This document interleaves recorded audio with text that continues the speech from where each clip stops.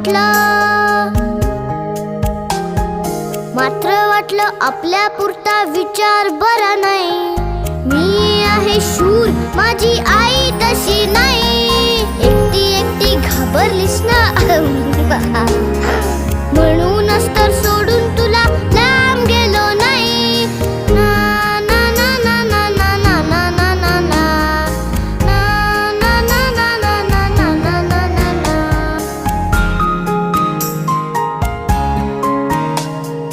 खिडकी वाचली नुसती तरी धडपडून उठेल, घाबरून जाईल, अंधारात रडत पिडत बसेल.